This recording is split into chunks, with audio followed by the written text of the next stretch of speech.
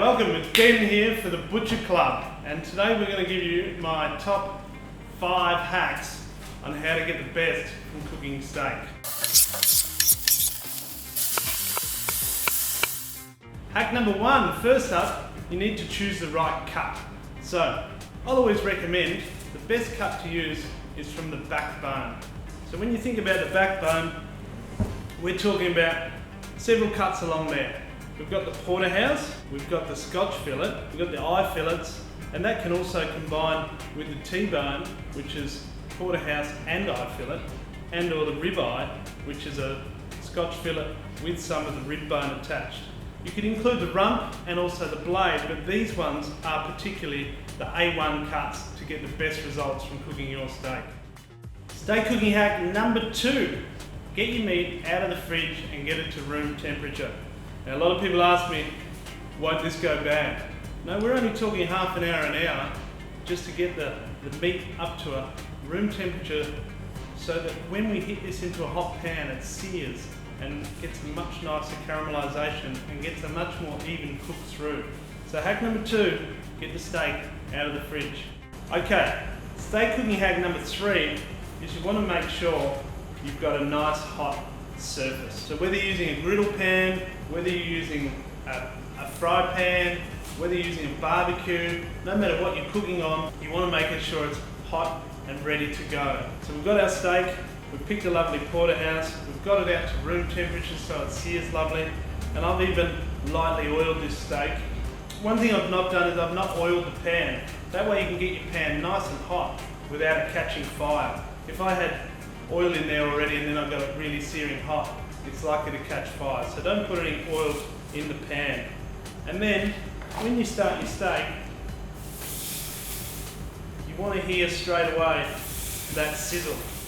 We're selling the sizzle, not the steak here. So when it hits the pan, if it doesn't sizzle, take the steak out, let it heat up a bit more, and then go again. Hack number 3, you want a nice hot pan, or grill, or barbecue. Cooking the perfect steak, hack number 4. This is a tip that'll blow your world away. Grab one of these little bad boys. It's called a probe thermometer. You can buy them online, you can buy them from the store. They're very inexpensive. But if you want to get steak cooked to perfection each time and every time, this is the way to do it. So basically what you want to do is turn your probe thermometer on and then make sure it's set to centigrade or Celsius. So you want to place the probe thermometer directly into the thickest part of whatever you're cooking and try to get it right in the middle. Now that's going to give us the exact temperature, and the exact temperatures for the different degrees of doneness to how you like it. It tells you without any shadow of a doubt. This is what we do in professional kitchens. This is how we get it right each time and every time. So next time you're cooking a really lovely steak and you want it to be bang on medium rare or bang on medium, use the temperature, use your probe thermometer, and then you'll know exactly when to take it off the grill or out of the pan or off your griddle. The last hack to make sure your steak comes out absolutely restaurant perfect every time, you've got it out, you've warmed it up, you've made sure you've seared it nicely, you've used the probe thermometer to get it bang on.